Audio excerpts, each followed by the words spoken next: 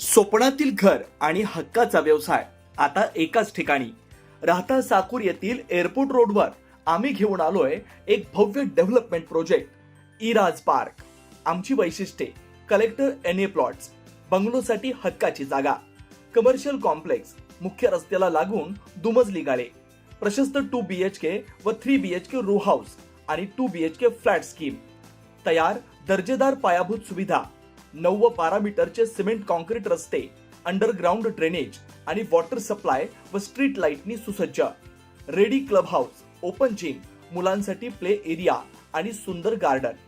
सुंदर असे प्रभू श्रीराम मंदिर प्रोजेक्ट मध्येच. पत्ता: सर्वे नंबर 97/1, एअरपोर्ट रोड, उपासनी महाराज मंदिराजवळ, साकुरी, राहता. आजच संपर्क करा 8550 99 70 70. सध्या महाराष्ट्रात तर भारतामध्ये चर्चेत असलेला विषय हा कॅप्टन खरातचा.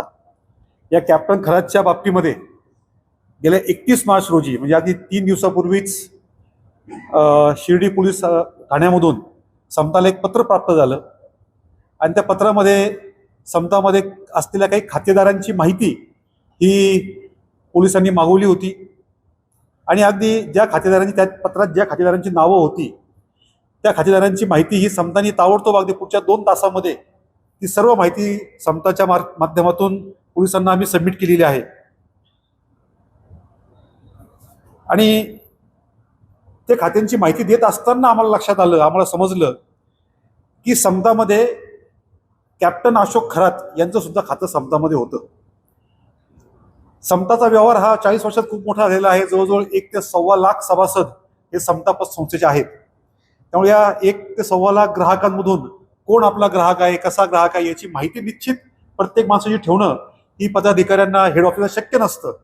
त्यामुळे आम्हालाही तेव्हाच कळालं की अशोक खरात यांचे खाते समतामध्ये आहेत.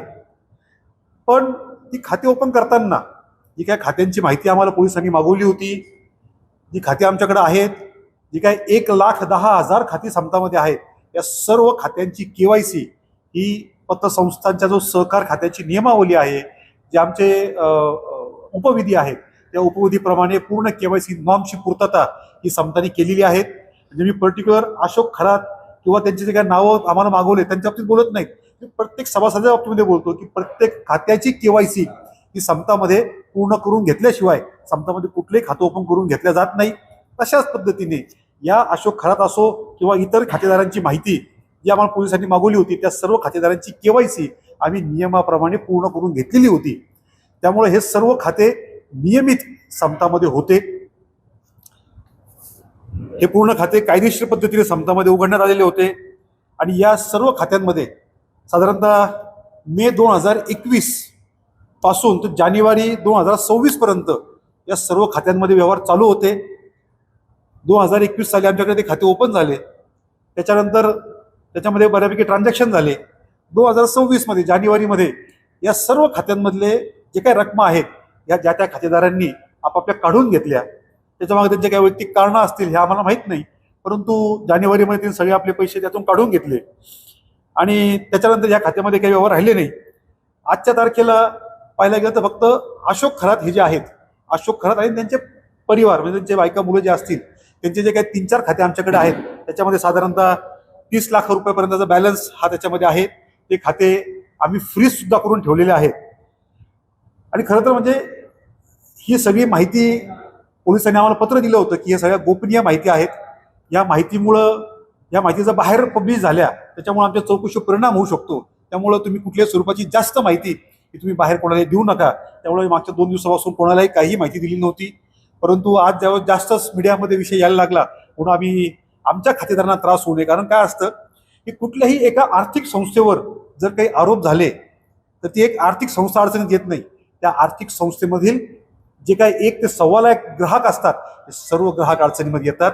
त्यामुळे आम्हाला आज ही प्रेस कॉन्फरन्स घेणं आम्हाला गरजेचं वाटलं. समताच्या बाबतीत खुलासा करणं गरजेचं वाटलं, परंतु कुठलीही जास्त अधिक गोपनीय माहिती तपासाला त्रास होईल अशी कुठली गोपनीय माहिती आम्ही न सांगता ठराविक पद्धतीने आमचा खुलासा आम्ही आजच्या या प्रेस कॉन्फरन्समध्ये करत आहोत.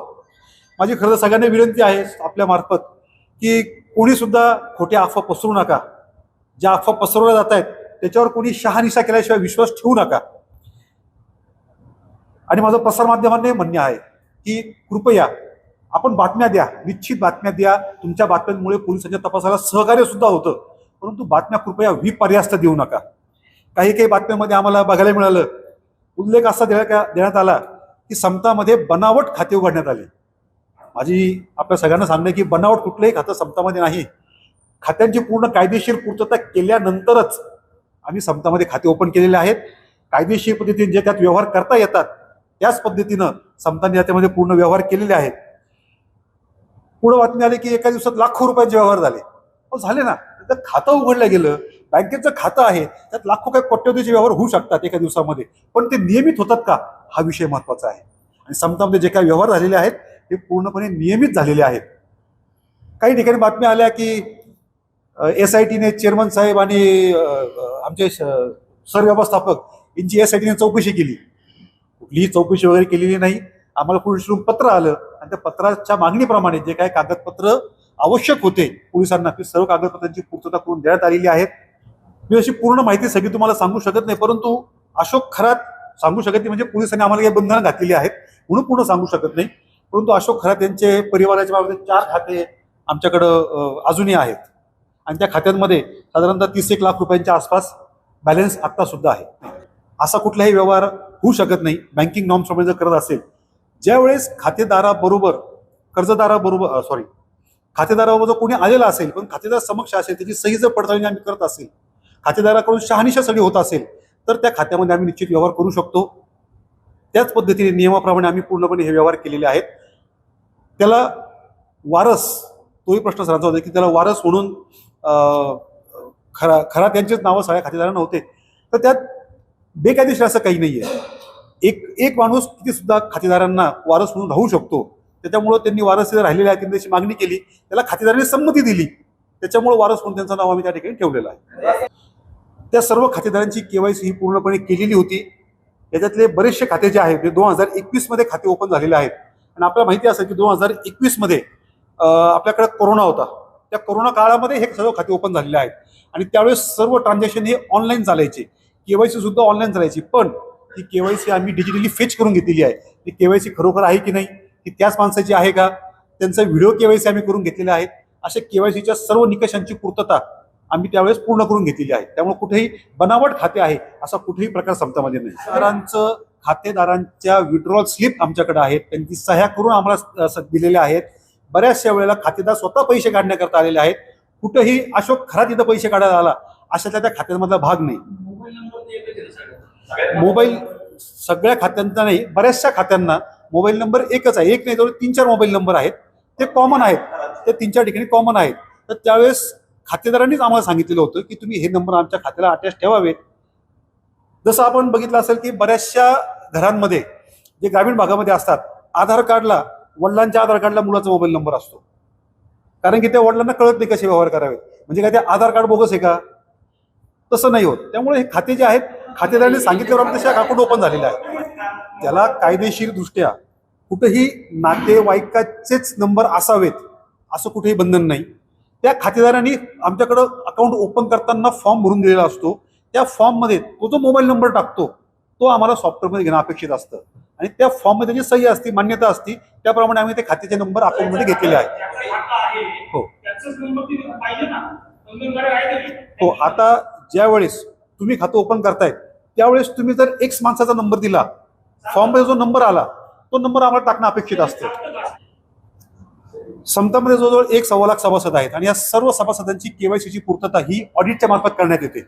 आमचे ऑडिटर जे आहेत ते प्रत्येक वेळेस ब्रँचमध्ये जातात, कुठं काय काय खाते ओपन झालेले आहेत याची माहिती ते घेतात, सर्व कागदपत्रांची तपासणी करतात. सहकार खात्याने जे निकष टाकून दिलेले आहेत त्या निकषांप्रमाणे जर खाते KYC बरोबर असेल तर ते खाते ओके आहेत म्हणून आम्ही ते ओपन केलं जातो. त्यामुळे नियमामध्ये हा विषय बसतो. त्यामुळे आम्ही कुठे त्या पैशाचा सोर्स कुठून आलेला आहे हे तपासणं हे काही बँकेचं काम नाही. पैसे आलेले त्याचं नियमित अकाउंटिंग ठेवणं, income tax department, police department यांनी जर मागितले, त्याची कधी चौकशी झाली तर ते आम्हाला देता आली पाहिजे, प्रूव्ह करता आली पाहिजे. हे बघणं, हे सांभाळणं हे संस्थेचं काम असतं, हे बँकिंगचं काम असतं. त्या पद्धतीने आम्ही पूर्णपणे कामकाज केलेलं आहे. त्यांची KYC केलेली आहे, त्यांची KYC फेच केलेली आहेत. आता काय होणार, बऱ्याचदा एखाद्यावर आरोप झाले की तो टाळणार, आता त्यांनाही माहिती आहे की ह्याच्यामुळे जर काही विषय ओपन झाला त्यांना आत्मत्रास होऊ शकतो. त्याच्यामुळे ते असे कदाचित चुकीचं माहिती देऊ शकतात. परंतु आमच्या रेकॉर्डला पूर्णपणे केवायसी आहेत, या डिजिटली आम्ही फेस केलेल्या आहेत, दोन्ही आहेत. ते 100 खातेदार आहेत ते आपल्या कार्यक्षेत्रातली आहेत की कार्यक्षेत्राच्या बाहेर ते देखील आहेत. समता पतसंस्थेचं कार्यक्षेत्र हे संपूर्ण महाराष्ट्र राज्य आहे. त्यामुळे महाराष्ट्र राज्यातले कुठलाही माणूस हा समताचा मध्ये व्यवहार करू शकतो. खाते ओपन करताना आलेले आहेत आणि कॅश काढायला आलेले आहेत. नॉमिनी लावण्यासाठी नातेवाईक असणं गरजेचं असतं. असं कुठे नियम नाहीये की तो नॉमिनीच लागला पाहिजे म्हणून. बँकिंग क्षेत्रामध्ये नॉमिनेशन घ्यावं लागतं, नॉमिनेशन फॉर्म. तुम्ही मित्र म्हणून सुद्धा लिहू शकता. याच मित्राचा फायदा म्हणून घरातील घेतला आहे असं वाटतंय. त्याच्यावर मी डायरेक्ट ओपनली बोलणं योग्य होणार नाही. तो अर्थ तुम्ही काढून घ्यावा. समता पतसंस्थेने जेवढे पोलिसांनी आम्हाला खाते सांगितले ते सर्व खाते फ्रीज केलेले आहेत. आणि मी तुम्हाला सुरुवातीला सांगितलं की त्या जे काही अशोक खरात परिवार सोडून ते इतर खाते आहेत त्यात फार मोठा बॅलन्स आहे अशातला भाग नाही. खरात फॅमिलीमध्ये जे काही आहेत साधारण 30-35 लाखाचे अमाऊंट आहेत आणि ते सर्वच खाते आम्ही फ्रीज केलेले आहेत. त्यात कुठेही ट्रान्झॅक्शन इथून पुढे होऊ शकत नाही. राज्यमहित आयोगाच्या अध्यक्ष रुपाली चाकणकरांचं देखील खाता आहे, त्यांच्या परिवारातून देखील नागरिकांच्या खात्याची माहिती तुम्हाला आहे. ते मला गोपनीयतेमुळे बोलता येणार नाही. त्याची माहिती तुम्हाला पोलीस व्यवस्थित देऊ शकते. आम्ही पोलिसांना सगळे कागदपत्र सबमिट केलेले आहेत. 80 लाख रुपये बाकी आहेत तेवढं खात्यावर. सध्याची रक्कम 78 लाखाच्या आसपास या सगळ्या खात्यात शिल्लक आहे. ती सगळी फ्रीज केली आहे. सर्व खाती फ्रीज केलेली आहेत, पूर्ण खाते फ्रीज केले आहेत. त्यात पोलिसांच्या परवानगीशिवाय काहीही व्यवहार होऊ शकत नाही.